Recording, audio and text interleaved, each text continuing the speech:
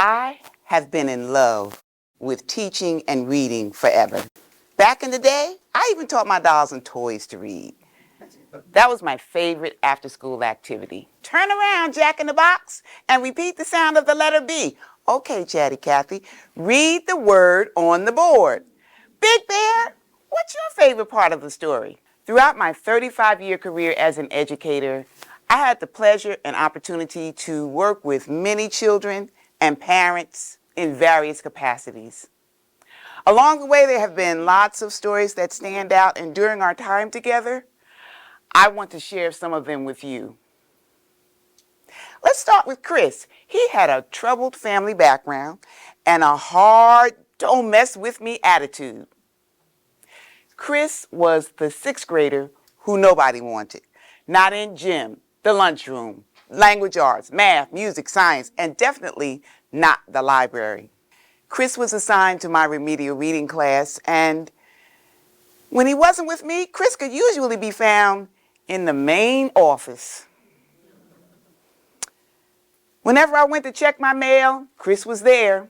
So one day I stopped by the office and Chris was in his usual spot. I knocked on the principal's door and asked if Chris could carry books to my classroom. Chris gathered the books and quietly followed me down the hall. When I asked him why was he always in the main office, he got real quiet. My other teachers treat me like I'm stupid, and I hate school. But I reminded Chris how he enjoyed himself in my reading class, and his face lit up. You know I'm not stupid. There were a variety of books in my classroom for children to choose from, and after the lesson, they could pick books to read of their own choice. Choice empowered Chris to feel good about himself. Now, don't get me wrong. Chris could be a handful, but one thing that worked well was to give Chris a choice. We're often bombarded by statistics about children's lack of performance, inability to read on grade level, and some questions come up. Do we blame social media? What's wrong with the parents? Why aren't the teachers doing more? And will the children ever overcome the literacy challenges that were exacerbated by the pandemic? The currency of children's literacy is not just financial. Not being able to read well, it's a burden on a child and their parent. And it hinders a child's ability to think and communicate. Parents may feel shame and fear. Shame, and maybe they think they're not doing enough, and fear about what will happen when they go out into the world and be expected to thrive. A child who reads well has a greater chance for advancement on a chosen career path.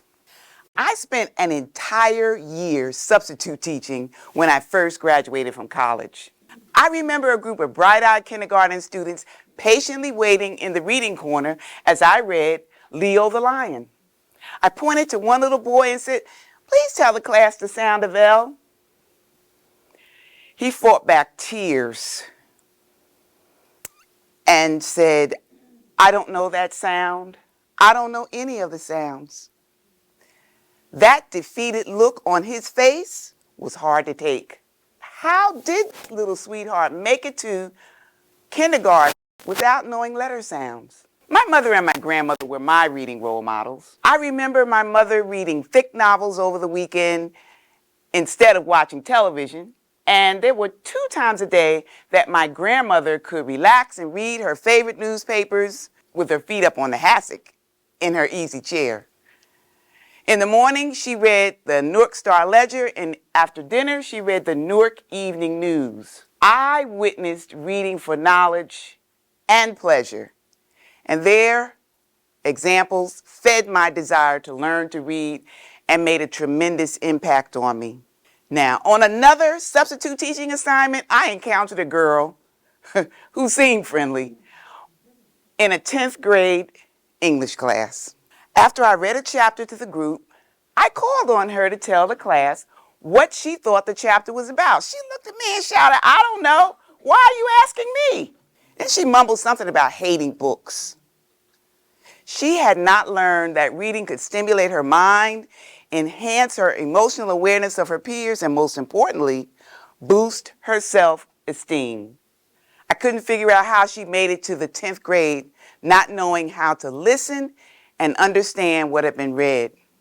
If we are to believe the overwhelming research about incarcerated individuals, an estimated 70% cannot read above the 4th grade level, and 3 out of 5 inmates in American prisons are functionally illiterate, which means they're not able to do everyday tasks that require reading and be productive citizens. Why should that matter to you? What can you do?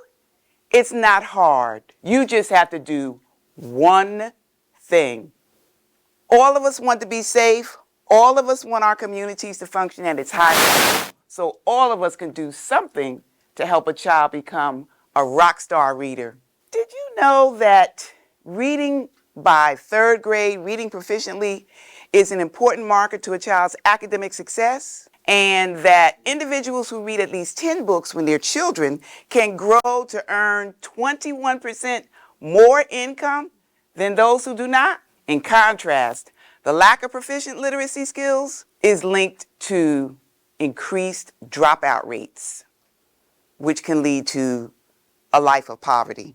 Do me a favor, picture a child in your mind.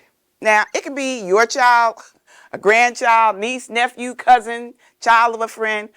It can be any child. If you're not personally connected to a child, think of the one that you saw the last time you went to the store.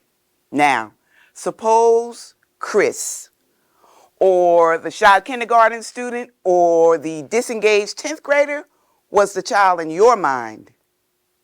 Would you feel embarrassed if they had similar issues? Would you place all the blame on your shoulders? Perhaps you storm up to the school and blame the teacher. I've had enough parent visits like that in my time. Or maybe you throw up your hands in despair, but it's not hard. You just have to do one thing. Our economy is enhanced when people have higher literacy levels. That can open doors to more educational, employment, and business opportunities. In contrast, the lack of proficient skills can lead to the never-ending cycle of underemployment. Our economy depends on people reading at higher levels. So why should that matter to you? What can you do? It's not hard. You just have to do one thing. Consider one of these. Show a child the joy of reading and the importance of reading by letting them see you read. Take a child to the library where they can get a library card, where they have access to free books. Become an adult literacy tutor, because we know there are some parents that need support in that area. Find items like pen, paper, popcorn that a child can touch, feel, and taste to reinforce the sound of the letter P. And finally, make time to actively read with and listen to a child read. We need a shift in the way that we think about children's literacy and who's responsible for their success. Every child deserves to be a rock star reader. The currency of literacy is in your hands. Spend it wisely. And remember, it's not hard. You just have to do one thing. Thank you.